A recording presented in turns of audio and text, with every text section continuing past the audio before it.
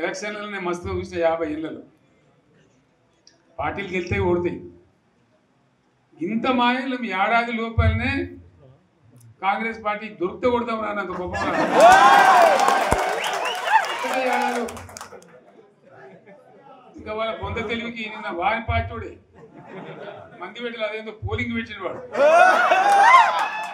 చూసిరా మీరు? ఆ పోలింగ్ పెడితే 70% మనకు వచ్చింది, 30% మనకు. వాడు పెట్టింది మనం పెట్టింది కాదు. 75 ఇది పరిస్థితి. అదే నేను ఏమంటున్నా అంటే ఫామ్ హౌస్ అంటే ఏముంటుంది, వారి ఉంటుంది, మాకు ఉంటుంది, అలా ఉంటుంది. కాంగ్రెస్ వాళ్ళు అయితే మనిషి చేస్తే పారబడి తవ్వచ్చు కూడా లంగత. దీన్ని ఫామ్ హౌస్ అని మనం బదనాం చేసి అంతే కదా. నేను ఏమంటున్నా అంటే అన్ని మబ్బులు వీడిపోయినట్టు ప్రజలకు అన్నీ తెలిసిపోతున్నాయి. మంచి ఏంది, చెడ్డ ఏంది, ఏం జరిగింది అన్నీ ఇంకా ఘోరమైందని నేను చెప్తున్నా. వీళ్ళ తెలియదక్కతనానికి ఏమైంది? నిన్న మొన్న రిపోర్ట్ వచ్చింది. Comptroller and auditor general of India అని కాగ్ అంటారు దాన్ని. కాగ్ రిపోర్ట్ వచ్చింది. పోయిన సంవత్సరం మన గవర్నమెంట్లో వచ్చిన ఆదాయం కంటే 13,000 కోట్ల రూపాయల ఆదాయం తగ్గిపోయింది. ఇంకా మార్చి పోయే వరకల్లా ఇంకో 3-4 కోట్ల అంటే 15,000 కోట్ల ఆదాయం పోతుంది. మన గవర్నమెంట్ ఉన్నప్పుడు ప్రతి ఏడాది 15,000 కోట్లు పెంచుకుంటూ పోయినవి, చేసుకుంటూ పోయింది. ఏడాది 10 నుంచి 15,000 కోట్ల ఆదాయం పెరిగేది మన టైంలో.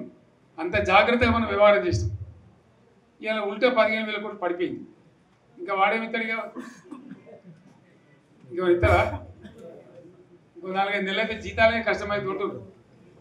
అందరు పెండింగ్ పెట్టి రిటైర్ అయిన దొరుకుతారు పైసలు, మీరు చూస్తారు కదా పేపర్లలో. సో ఆ విధంగా రాష్ట్ర ఆర్థిక పరిస్థితిని కూడా దివాళా తీయించారు. ఇవాళతోనేం కాదు, 100కు 100% ఇప్పటికే ప్రజల నిర్ణయానికి వచ్చిండ్రు. డెఫినెట్గా రాబోయే గవర్నమెంట్ మనదే అని అనుమానం కూడా అవసరం లేదు. రైతు రుణమాఫీ చేయలేదంటున్నాడు. నేను సూటిగా సవాలు విసురుతున్న చంద్రశేఖరరావు గారికి వేదిక మీద నుంచి, ఫామ్ హౌస్లో ఉండి వచ్చిన వాళ్ళకి జోలి చెప్పుడు కాదు, అసెంబ్లీకి రా, లెక్కలు చెప్తా.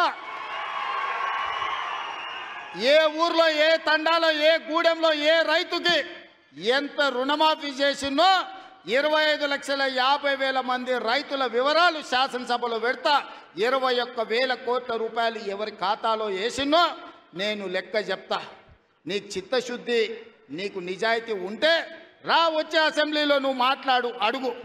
అదేవిధంగా ఆనాడు నువ్వు 5,000 రూపాయలు సంవత్సరానికి రైతు బంధు కింద 10,000 ఇస్తే నేను ఎన్నికల్లో 15,000 ఇస్తా అని చెప్పిన.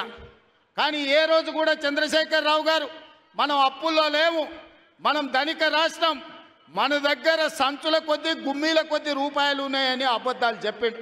వచ్చి చూస్తే గుమ్మీలు ఖాళీలు ఉన్నాయి. గుమ్మి కింద పందికొక్కులాగా కేసీఆర్ కుటుంబం మొత్తం తిని కూసున్నది. అయినా అధైర్యపడకుండా 15,000 బదులు ఆనాడు నువ్వు ఇచ్చిన 10,000 ఎగ్గొట్టిన 10,000 కాకుండా ఇవాళ 12,000 రూపాయలు సంవత్సరానికి రైతులకు ఇవ్వాలని రైతు భరోసా కార్యక్రమాన్ని జనవరి 26 తారీఖు నాడు ప్రారంభించుకున్నాం. మార్చి 31 లోపల ప్రతి ఎకరాకు వ్యవసాయ యోగ్యమైన భూమికి ఎకరాకు 6,000 చొప్పున మీ ఖాతాలో వేసే పూచి నాది అని నేను ఈ వేదిక మీద నుంచి చెప్పదలుచుకున్నా. ఆయన అంటుండు ఎగ్గొడతారని. నేను నీలాక మాట చెప్పి ఎగ్గొట్టేటోని కాదు. దళితులకు 3 ఎకరాలని ఎగ్గొట్టినావు, దళిత ముఖ్యమంత్రి అని ఎగ్గొట్టినావు, డబల్ బెడ్రూమ్ ఇండ్లు అని ఎగ్గొట్టినావు. ఇట్లా చెప్పుకుంటూ వెళ్తే 100 మాటలు ఇచ్చి ఎగ్గొట్టిన చరిత్ర నీది, పంగనామాలు పెట్టిన చరిత్ర నీది. చంద్రశేఖరరావు 10 ఏళ్ళు పరిపాలన చేసి ప్రజల దగ్గరకు పోతే డిసెంబర్లో అధికారం కోల్పోయినావు, జూన్లో డిపాజిట్లు కోల్పోయినావు పార్లమెంట్లో. ఇప్పుడు మెదడు కూడా కోల్పోయినట్టే ఉన్నాడు ఆయన పెద్ద మంచి ఫామ్ హౌస్లో పండుకొని. డిసెంబర్లో ఆయన అన్నీ చెప్పిండు. ఆయన గుడీలు దర్గాలకు దస్తీలు కప్పిండు, గుడీలకు పోయి దండాలు పెట్టిండు. పెట్టిన తెలంగాణ ప్రజలు 10 ఏళ్ళు పెట్టిన ఆయన అరగోసకు ఇవాళ ఆయన గుణపాఠం చెప్పి ప్రభుత్వాన్ని దించిండ్రు. అట్లే అబద్ధాలు చెప్తే పార్లమెంట్లో గుండు సున్నా ఇచ్చిండ్రు, ఆయన గాడిద గుడ్డిచ్చిర్రు. అయినా బుద్ధి మారలే. 14 నెలల నుంచి అంట ఆయన ఫామ్ హౌస్లో వండుకొని గంభీరంగా చూస్తున్నాడు. ఎవరిని చూస్తున్నావా గంభీరంగా? అచ్చోసిన ఆంబోతులాక నీ కొడుకుని అల్లుని ఊరు మీద వదిలినావు. మైసమ్మ మన ఏంది జాంగీర్పీర్ల దర్గాకు వదిలిన మేకపోతులాక ఊరు మీద పడి మేస్తా ఉన్నారు నీ కొడుకు నీ అల్లుడు. మన జాంగీర్పీర్ల దర్గా కోసుకుంటాం కదా మనం, అట్లా జాంగీర్పీర్ల దర్గాను కూడా మోసం చేసిన 100 కోట్లు ఇస్తాను మా శంకర్ చెప్తున్నాడు. ఇవాళ రాజన్న సిరిసిల్ల ఆలయానికి 100 కోట్లు ఇస్తాను, ఆ దేవుని మోసం చేసినావు. ఈడ దర్గాను మోసం చేసినావు. పాలమూరులో ప్రాజెక్టులు కడతా అని, పాలమూరు రంగారెడ్డి ఎత్తిపోతలు పూర్తి చేస్తా అని, కల్వకుర్తి, భీమా, నెట్టంపాడు, కోయిల్సాగరు, జూరాల, ఆర్డీఎస్, తుమ్మిళ్ళ ప్రాజెక్టులను కడతా అని చెప్పి పాలమూరుకు మాట ఇచ్చి పాలమూరుని ఎండబెట్టి ఎగవేసిన దుర్మార్గుడివి నువ్వు ఈరోజు సంవత్సరం పూర్తి కాకముందే మా మీద వడేడుస్తురట. ఆయన కోసం ఎదురు చూస్తురట. ప్రజలందరూ బాధ పడుతురట. అయ్యా చంద్రశేఖరరావు గారు, 4 కోట్ల ప్రజలు ఎవ్వరు బాధపడతలేరు.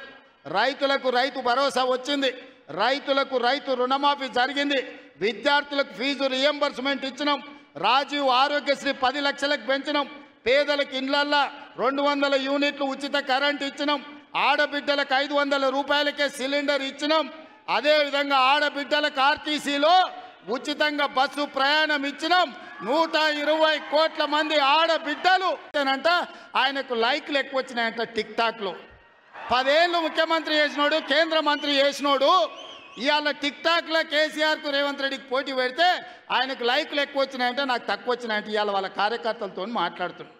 నేను అడగదలుచుకున్నా, ఆ మధ్యలో బాలీవుడ్లో కూడా సల్మాన్ ఖాన్కు, రాఖీ సావంత్కు కూడా టిక్ టాక్లో పెడితే రాఖీ సావంత్కి ఎక్కువ లైకులు వచ్చినాయి. అంత మాత్రాన ఆమె సల్మాన్ ఖాన్ కంటే గొప్ప నటుడు నటురాలు అనేవారని అనుకుంటారా? ఇవాళ చివరికి ప్రజలు తిరస్కరించి ప్రజలు డిపాజిట్లు జప్తు చేస్తే ముఖం జల్లక ఫామ్ హౌస్లో వండుకున్న చంద్రశేఖరరావు సోషల్ మీడియా టిక్ టాక్లో నాకు లైక్లు వచ్చినాయని చెప్పుకునే పరిస్థితికి వచ్చిందంటే ఆయన మానసిక పరిస్థితి ఎట్లుందో తెలంగాణ సమాజం అర్థం చేసుకుంటుంది.